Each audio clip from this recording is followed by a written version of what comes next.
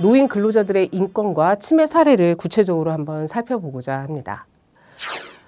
기본적으로 노인들의 특징은 앞서 간단하게 말씀드렸지만 만성적인 신체적인 노화가 진행되고 있는 상태고, 그 다음에 그 정년 은퇴 이후로 일자리 참여에서 배제되면서 경제적 약자층으로 분류되는 문제가 있습니다. 그래서 이러한 경우를 이제 기본적인 다른 노동자와 비교해서는 취약 노동자의 개념에 해당한다라고 볼 수 있고, 취약 노동자들은 낮은 임금, 고용 불안, 복지 혜택의 주체 속에서 노동하다가 어느 순간 갑작스럽게 노동시장에서 퇴출되는 경우들이 많습니다. 노인은 시간이 흐를수록 노화는 계속돼서 진행되기 때문에 이들의 신체적 여건은 쉽게 변화할 수가 없고, 근로자로서는 아까 말씀드린 대로 열악한 처우에 놓일 수밖에 없는 상황이라서 이분들은 사회적인 도움이 없이는 근로 환경이나 복지 환경이 쉽게 개선되기가 어렵습니다. 취약 노동자인 노인들에 대한 인권 문제도 이와 결부돼서 항상 발생하는 문제입니다. 노인 근로자들에게 발생하는 인권 문제를 종류별로 여러 개 좀 살펴보면, 가볍게는 노인에게 말을 함부로 하거나 자존심을 상하게 하는 말을 하여서 발생하는 언어적 인권 침해 문제가 있고, 노인의 심기를 불편하게 하는 정서적 인권 침해가 있고, 노인에게 구타와 폭력을 행사하는 신체적 인권 침해의 문제가 있습니다. 노인의 재산을 착취하는 재정적 인권 침해 등의 문제도 발생합니다. 차별 요인으로는 대표적인 것으로는 연령주의를 꼽을 수 있습니다. 아무래도 그 나이까지 일을 해야 되느냐라는 사회적인 시선과 편견이 존재하기 때문에 고령자에 대한 이런 고정관념이나 부정적 태도들이 이런 노인 근로자분들의 인권 침해의 주요한 원인이 되고 있습니다. 국가인권위원회가 조사한 내용을 근거로 해서 노인 인권 침해 사례를 좀 간단하게 살펴보면, 제일 많이 발생하는 것 중에 하나는 신체적인 침해의 사례입니다. 노인들이 주로 하는 업무는 경비 업무나 건물 관리, 청소, 배달, 아이 돌봄 등의 업무들이 많은데, 이런 경우에는 밤샘 업무 환경이 주어진 경우들이 많고 정기적인 휴게 시간이 주어지지 않는 경우들이 많습니다. 이로 인해서 노인분들은 신체적인 열악함에 비해서 장시간 근로를 하여야 하고, 이를 제때 휴게에서 해소하지 못해 피로 누적 등의 문제가 많이 발생을 합니다. 그래서 그 구체적인 이 피해 사례를 보면 2교대로 밤새 근무해서 피로가 누적되시는 경우도 있고, 혼자서 하루 종일 근무해서 피로가 누적되시는 경우도 있고, 잠이 늘 모자르고, 식당 같은 경우에는 시간을 다투는 일이 잦아서 업무가 좀 과중되고 휴게 시간을 따로 갖기 어려운 문제들이 있었던 것으로 확인이 되었습니다. 포괄임금제 등의 임금 피해 사례도 상당합니다.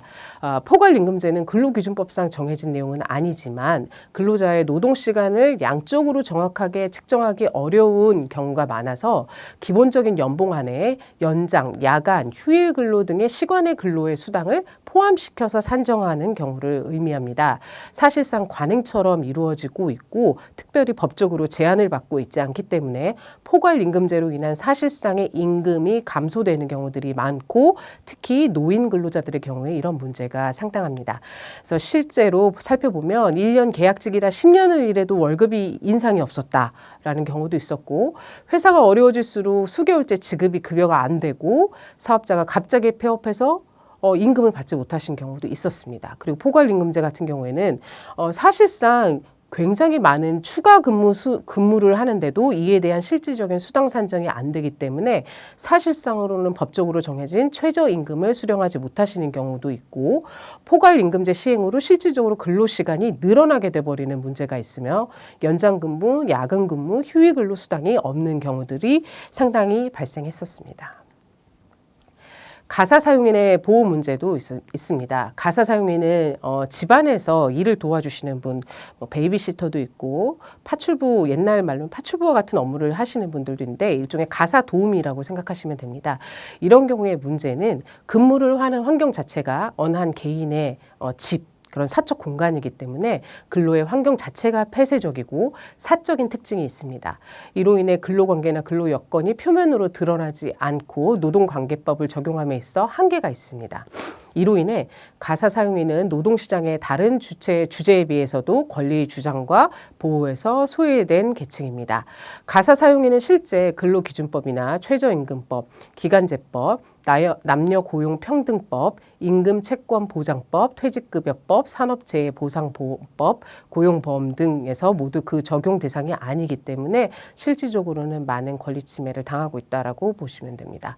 이분들의 노동 강도는 굉장히 세고 기본적으로 사업주들이 그 본인들의 근로 사정이나 개인적인 사정에 따라 노동 강도가 쉴 새 없이 변화하기 때문에 이로 인한 인권 침해 부분이 상당합니다. 가령 예를 들면 부모가 회식이라도 있는 날이면 10시 넘어서까지 아이들을 돌봐야 되는 경우도 있었고 가사일과 돌봄 일이 하루 종일 쉬지 않고 이어지는 경우도 있었습니다. 그러니까 기본적으로 집안일을 해도 끝이 없다라고 얘기하시는 것처럼 이런 가사 사용인 분들은 노동 업무가 지속적으로 발생하고 이어지기 때문에 정해진 휴게 시간이 없는 거에 비해서 노동 강도가 굉장히 높은 편입니다.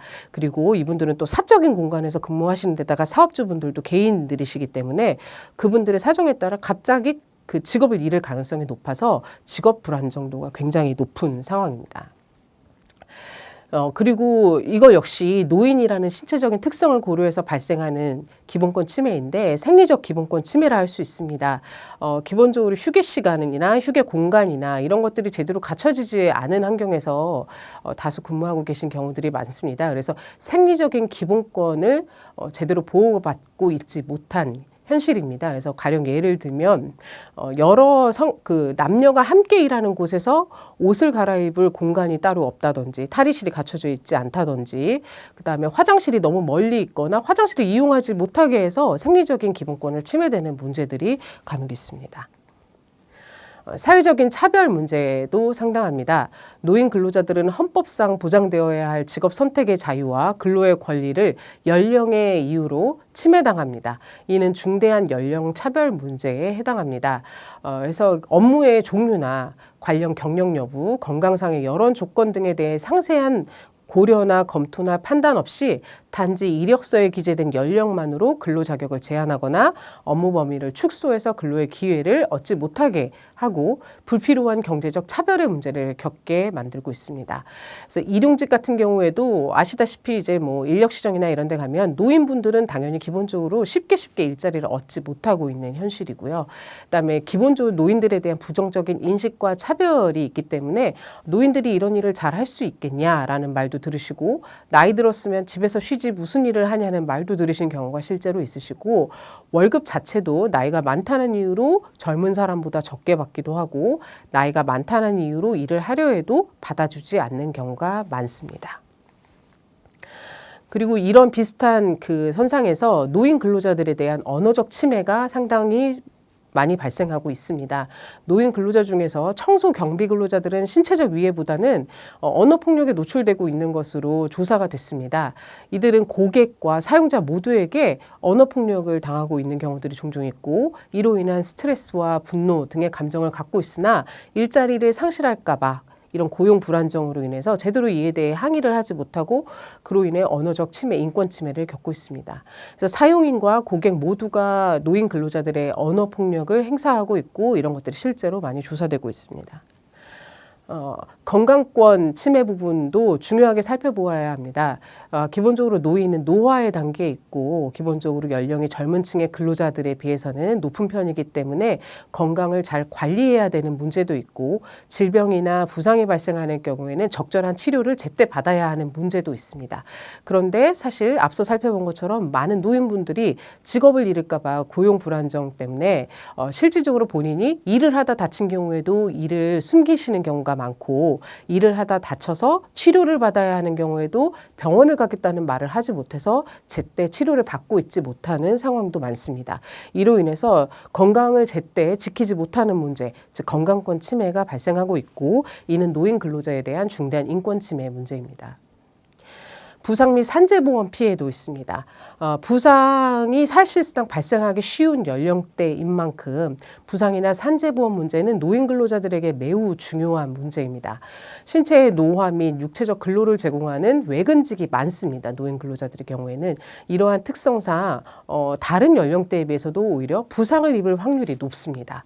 그런데 노인분들은 산업재해라는 개념도 생소하게 생각하시는 분들도 많고 이를 산재 신청을 해서 보상을 받는다든지 사업주에게 정식으로 손해배상을 청구한다든지 이런 문제를 굉장히 어렵게 생각하시고 제도를 잘 모르시기 때문에 피해를 입어도 이에 대한 구제가 쉽지 않은 현실이고 산재보험에 가입되어 있지 않은 사업장에서 일하는 경우에는 본인이 산업재해를 입었음에도 불구하고 보험 대상이 아니다라고 해서 오인을 하시는 경우들이 있습니다. 그래서 본인이 개인적인 비용으로 치료를 받고 그런 문제들이 있어서 이에 대한 제도를 잘 알지 못하는 노인 아니면 제도를 안다 하더라도 고용 불안정성으로 인해서 사업주에게 정확하게 권리구제 요청을 하지 못하는 문제가 많습니다.